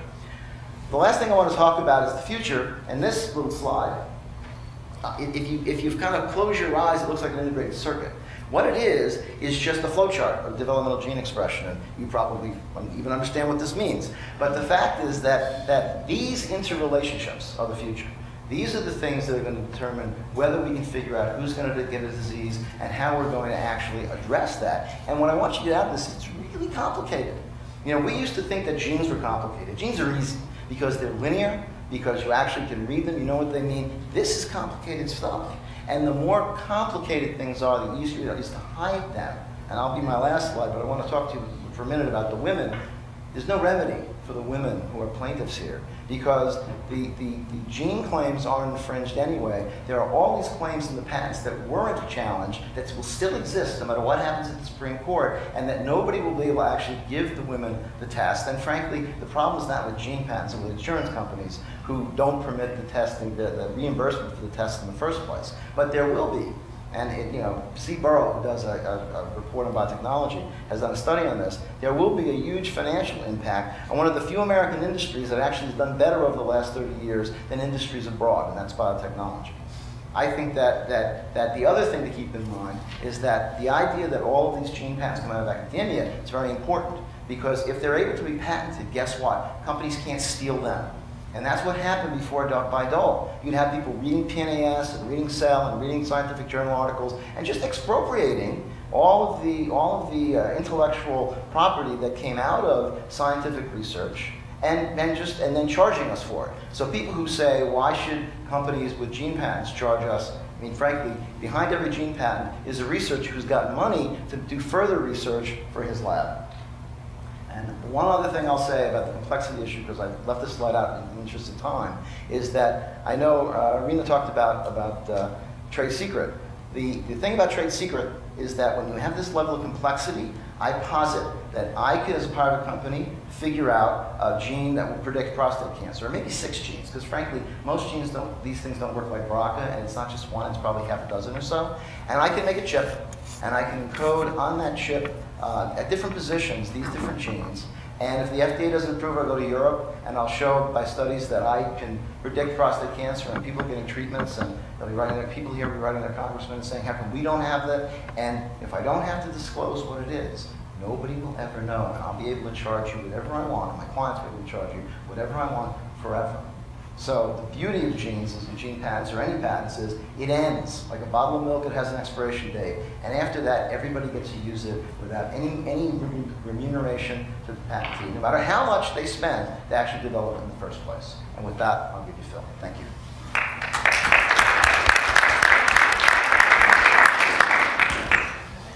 Well, I guess I get to go last because I'm the least informed of the group on these matters. I would say the lifetime of the patent, though, was pointed out before, 20 years represents 50% of my career. A lot has happened in 20 years. I'm just going to make a few points. And it's just what I feel. It's because I'm not a lawyer and I don't even play one on TV. Research and development is a right and proper function of government. And government funding has and should be directed at what I would like to refer to as the first rung of the value ladder. Publicly funded infrastructure should be publicly available. Gene isolation is done and can only be done with tools that were developed by public funds. Importantly, anyone with a reasonable background and skill could isolate and propagate a cDNA. That's one of its strengths. And in fact, now, I wouldn't call it trivial, but I certainly would call it routine, since the entire genome sequence is known, at least as a reference and for the resequenced individuals.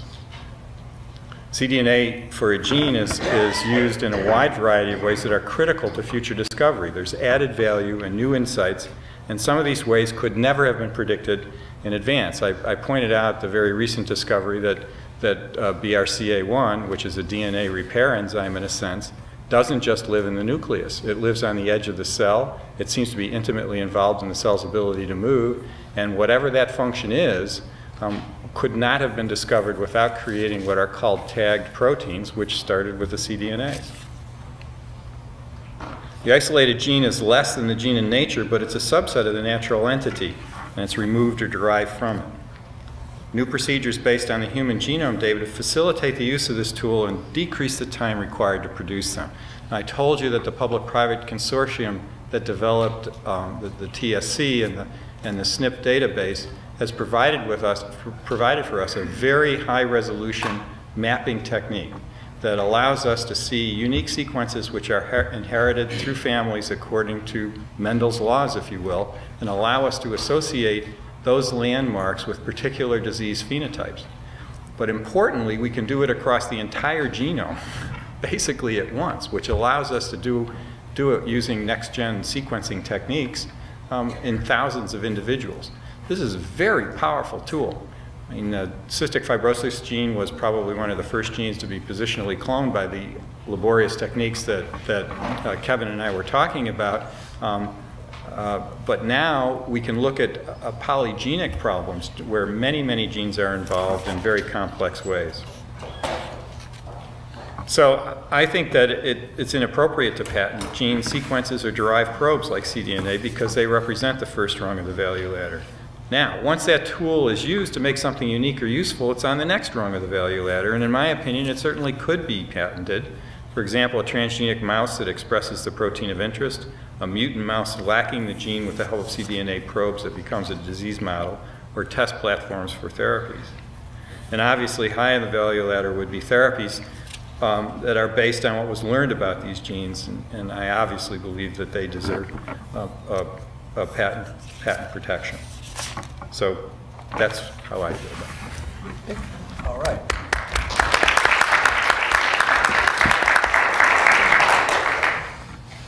I'm going to ask just one question before I throw it open for questions from the audience. And my question is, I've heard the discussion here, and it seems to me that there's some general agreement on the notion that basic research with the genes will take place regardless of whether there are patents or not, because there are incentives to do that and the government is funding it. Which raises my question then, why should we grant a patent on the basic research, because it's going to happen anyway. But I'd like to know people's views as to whether if you grant a patent on the BRCA gene, let's look at the BRCA gene, and it's enforced as it's written, the claim is written, what can be done by anybody in terms of creating a diagnostic test or a cure for breast cancer that won't require the party that is interested in the diagnostic test or the cure for the breast cancer to get Myriad's permission to work on it? Dr. Anico? I would say virtually nothing. I mean, if you really did enforce the fact that BRCA1 and 2 are associated with this disease, and the sequence embedded in them is under protection, then the development of these tag proteins to identify the other function, the notion that it works with other genes in important ways in DNA repair couldn't be done. And right now, one of the most promising therapies that exists is this notion that I told you about. What BRCA1 does is to identify and facilitate the repair of what are called double-stranded breaks. So these create important mutations. The cell that has one copy of this gene also has a normal copy from the other parent. So what has to happen is that normal copy has to be destroyed in some way. This, in the jargon of the field, is called loss of heterozygosity. This is why you wind up with a cancer, because other damage to the DNA, which can cause the cancer, cannot be repaired. But here's the thing. There's lots of other types of damage. Single-stranded DNA damage, for example, repaired by completely different enzymes working in concert and in the same sort of general machinery. If you inhibit those, that is, if you counterintuitively prevent the repair of the single-stranded break, the cell can't survive. So you don't care if the cell has a BRCA mutation in it. It's dead. It's not going to make a cancer. That's a very promising therapy. Could not have been done unless this repair machinery had been worked out, which could not have been done without knowing the sequence. And by no means do I mean to belittle this discovery. It was an incredibly important breakthrough. But once discovered, all these other things, I think, without that sequence, couldn't move forward. So if they really were enforcing the patent and saying, okay, to do that, you're going to have to pay me $10,000 a year, or $15,000 a year, or whatever it is, or you can't study it, there's a lot of genes, there's a lot of things. We'd study something else. There's a huge opportunity cost in a small laboratory, or even a big laboratory, to that type of protection. So the only thing that the BRCA gene patents will prevent you from doing is making an isolated BRCA gene. If you don't do that, you don't infringe those claims. It's that simple.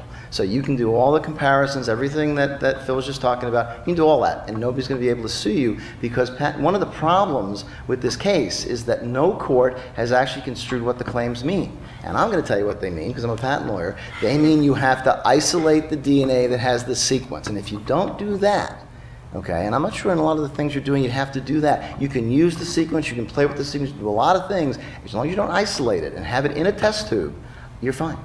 And let them sue you, because they'll lose. I think that there is some difference of opinion as to the extent to which the patent would allow you or not allow you, but that's not the point today. We're not going to solve that here. We've got too many lawyers to get that. It would take us until midnight to get it done. So I'll throw it open to the audience now for questions. Yeah. It's been many years since I took IP law and not followed up on patent. My question is about, I don't know, probably the world changed, the science changed, so therefore patent law might need to change. But you referenced 500 patents already granted. Were they all wrong? What I'm trying to figure out is, why is this one? What is it about this one? Does this just happen to be the first isolated gene patented that actually turned into something valuable, and therefore people get not bothered about it? Or is there something actually qualitatively, technically different? No, I think a couple things. One is, as I said, Myriad are not nice people, in the sense that they're very aggressive, and Hans Sauer, who's a bio, has said, should your patent be invalidated because you're a jerk? And I'm not calling them jerks, but they're very aggressive in enforcing their patent rights, okay? And so that part of it, I think, has raised people's hackles. But, let me finish, the ACLU saw a great opportunity, because this is breast cancer, okay? It gets people upset. Okay, and the test is $3,000, which sounds like a lot of money until you realize I think that's probably 2 liters of saline in most emergency rooms. So I mean, there's lots of good politics and good press here that I think caused this lawsuit to be filed, because to be frank, as I said, the women are not going to get any relief. This is not going to change anything because they didn't challenge every patent. They didn't challenge every claim. They picked out certain claims in certain patents that Myriad has. And I got to tell you, looking at those, when I first saw it, I said, well, what about this claim? What about that claim? There are lots of other claims that will be infringed by somebody who tries to do a diagnostic test for BRCA that are not part of this lawsuit. And even if the claims are invalidated, they're not going to all be invalidated because there are distinctions in those claims that would make the difference, in my view. So you're saying there is nothing inherent in the discovery that they made that's radically different from the past? From other patent, no. I don't think so. Politics. No, I think it's politics. I would just make 2 quick points. One, as I said, the best estimates are that 2% of women in the general population carry mutations, maybe as many as hundreds of mutations that exist in this population. That's a lot of women, so it gets a lot of attention. The other thing that I would say is that many of the things that I talk about, in fact, do require the isolation of the DNA. It may begin with the sequence, which is publicly available, but you have to have the reagent to do it. Economist has nothing to say about the patent. Is that in patent litigation, typically the parties are competitors. And this argument is an argument that's not real attractive to someone who's in the same business. In other words, if you're in the same business as Myriad, you're not real enthusiastic about arguing that this is not a patentable subject matter. So that, I mean, it may be no coincidence that the plaintiff here was the ACLU and these academic professional organizations. And by the way, one of the big issues in this case was whether these organizations had what we call standing to make these, to even challenge the patent. So the procedural history may tell us a lot about why this happened when it did as well. Yes. Yeah, my question is for clarification, but I want to first say, as an informed citizen, not a lawyer, not in this field, I had a different impression until I attended tonight of what gene patenting referred to. I thought it referred to patenting of the in situ gene in the genome in its natural state. And now I'm told that it has to do with producing a man-made molecule, which is not identical to the functional gene chemical makeup in the genome. It's something else. And that the patent applies to whether or not you make that product and use it for other purposes. Is that correct? Correct. That's reassuring that... Yeah, actually, I'm happy you say that, actually. Yeah. So, if somehow or other I devised a process to produce the complementary DNA of the BRCA1 or 2 gene, a different process, would I be getting around the patent? Or is it the molecule itself that's patented? For the gene patenting claims, it's the molecule itself.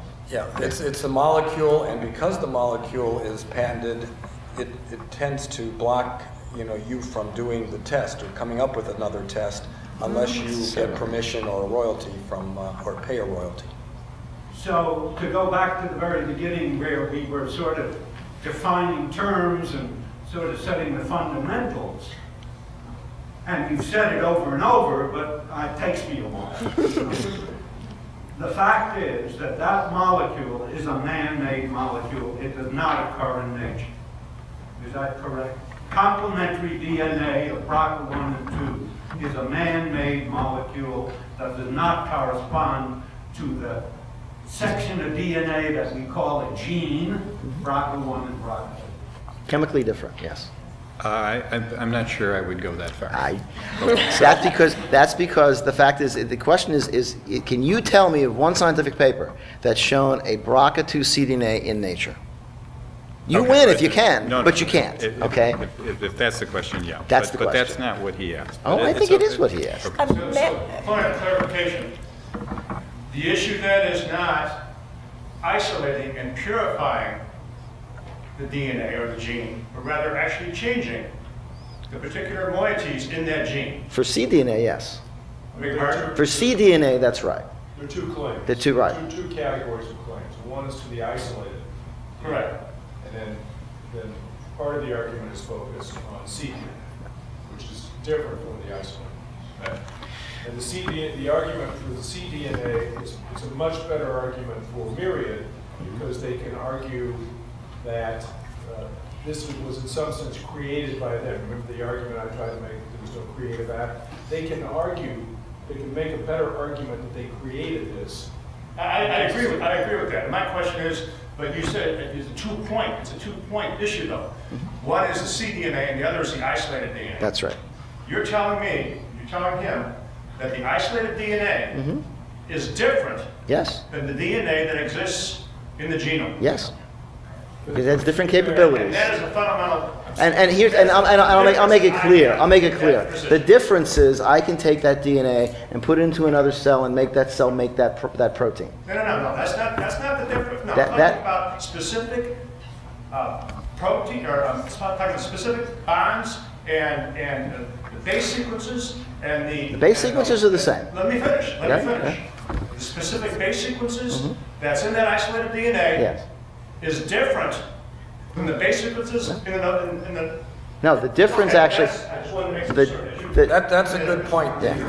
The base sequence is exactly the Yes. same, so the informational content's exactly the same. It has but to be. There are differences in the chemical structure in terms of the ends, you know, the chemicals that are at the end of the snippets, and some other things that I cannot begin to explain, but others can here. But that is different. But the informational content and the sequence of the bases is exactly the same. That's the point I wanted to make. Those issues aside, I'd just like to point out that a reasonably well-equipped, competent laboratory could go from the data that are in the human genome sequence to a cDNA by methodology that would take approximately a week. today. And today, fair enough, but the patent's in place today. But the Those patent nine- was filed 10, 12 years ago. Fair enough. That's So the now- difference. But even the sequencing could have been done again by different methodologies. My only point is that by whatever way you get to the cDNA to use it as a tool, the 9,000 papers that you were talking about, I'd be willing to guess that 3/4 of them were violating the patent. My point, well, maybe, but my point was that if we're looking as a public policy issue, we can't let these bad patentees stop research. Then I would totally agree if they were, but they're not. But they could. A lot of things could. Yes, question? Yes? Yeah. So you're talking about public policy and how money from the public was used to fund This is yours, actually. Thank you. burden to the patient. So if it's patented, how does that come into play, and does it ever come into play? I'm sorry, could you say that last part one more time? So public money was used to fund it, and so now there's a burden to the patient. So they can only go to Myriad. Mm-hmm. So how does that come into play with patent law, or does it? Do you ever care that public money was funded Good question. for this, and that no other company can create competition? Well, Well, go ahead. I'll let the economist answer that one. So it's not that no other company can create competition. It's that for a limited period of time, Myriad has a protected monopoly. 20 years, what years? That's a long time. Yeah, but It's it's a long time for a patient and for science. That's true. But again, science marches on. So the truth is that the BRCA1 and 2 mutations are more predictive of risk for breast cancer than the average gene that's patented under these protections. Okay. And so, yes, it is true that women may be, taxpayers may be having to have this hurdle, this additional cost to get this technology or get this test done. But at the end of the day, true treatment decisions, both in terms of the diagnosis and also the treatment plan, are likely not to be really truly related to the single gene sequence for the vast majority of treatment of conditions and treatments out there. It's just that breast cancer again has this BRCA1 and 2 are particularly predictive. And that there happens to be treatment that is matched to the BRCA1 and 2 sequences. but that's not true for the majority of gene patents out there. Lance? I hope I don't answer I'm still that. confused with what is being patented here, because I see there's three possibilities. There's a method of DNA duplication, or there's a product that process produces, or there's the potential to be testable for a specific disease. What? It's the molecule. It's a product. DNA molecule. It's the product. You just clarified that if another process was discovered that produced another molecule that was slightly different. No, I'm sorry. would be- No, I'm sorry. I misstated then. The fact is that it doesn't matter what process you use.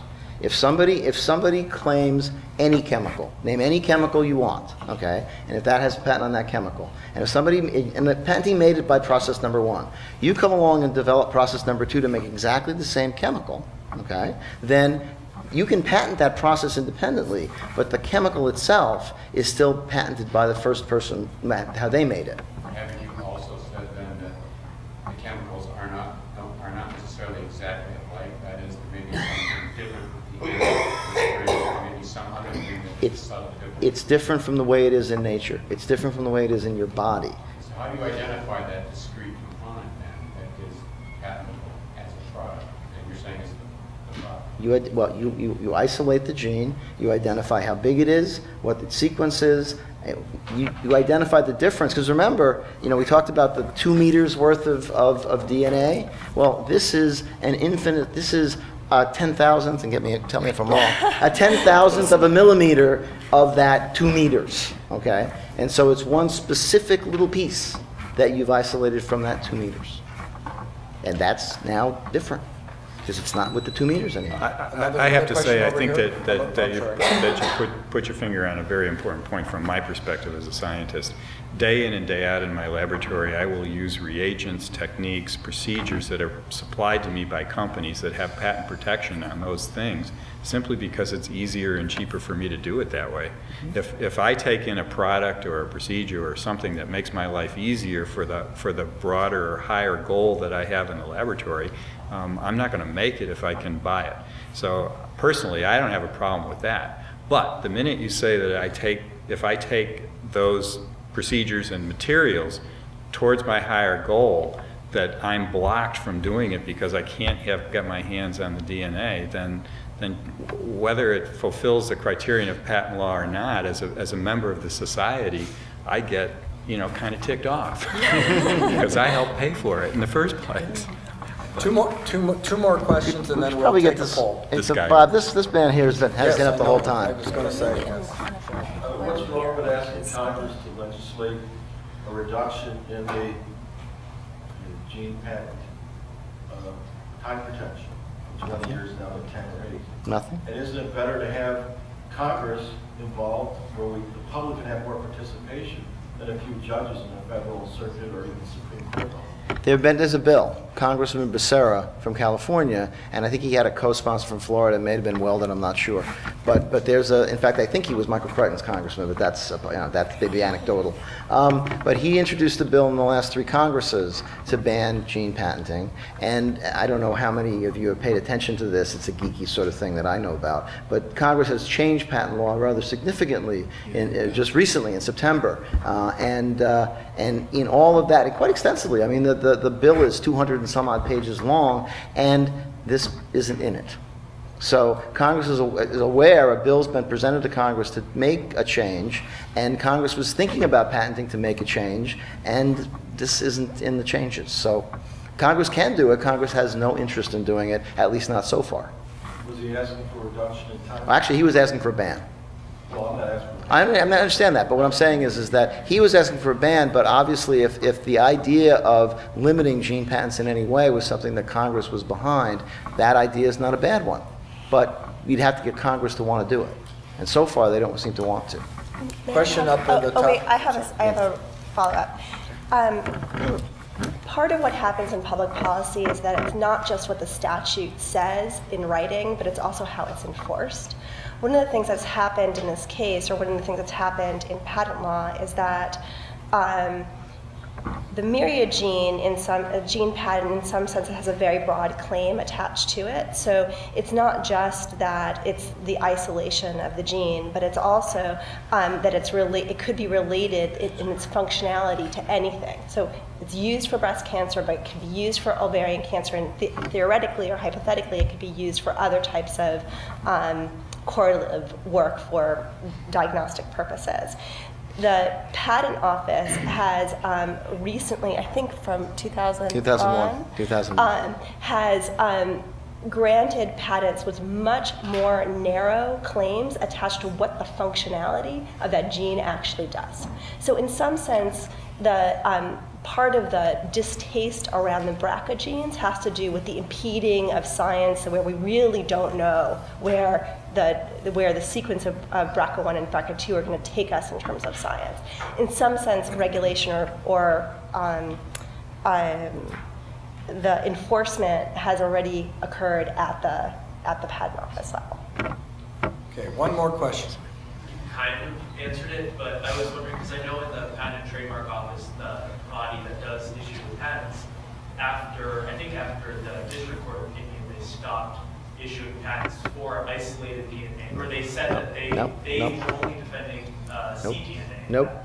I mean, in fact, it's kind of funny because the Department of Justice has submitted a brief, which it rarely does, to the Federal Circuit on this issue, and it was sad because it talked about a magic microscope, and the judges made fun of the person. But be that as it may, the fact is that you have the Department of Justice saying, "Oh, we were wrong, and we shouldn't have been giving out gene patents," and the Patent Office is giving them out every day.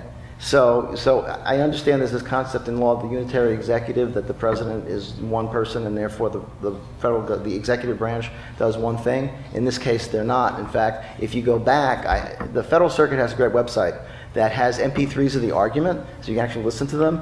And if you listen to Judge Moore talk to the, at the time, acting solicitor, it was really kind of funny because besides making fun of the magic microscope, she really bored in on him and said, "You're standing there telling me the executive branch's position is that it's black, but the other half says it's white, and they not only have been saying it's white, it's 30 years, they still say it's white in their actions." So there is this real question in my mind, if it does, now there's a new SG and they took a lot of flack about this magic microscope. It'll be interesting to see if it goes to the Supreme Court, whether the Solicitor General changes their tune, so to speak, before the Supreme Court or not, and we'll see.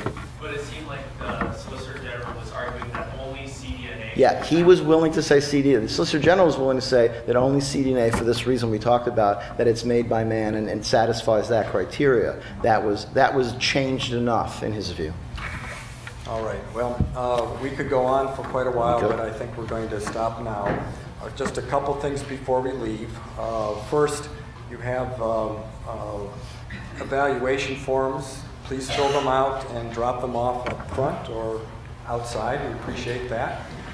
Second, I want to tell you that C2ST, if you liked what you heard tonight, consider becoming a member. Go to our website, which is C2ST2ST.com. Check out the other programs that we're going to be presenting and consider becoming a member. And as promised, I would like to see a show of hands at this point of people who are leaning in favor of no gene patents. Can I vote? Has it gotten worse? And show of hands of those who are leaning in favor of gene patents.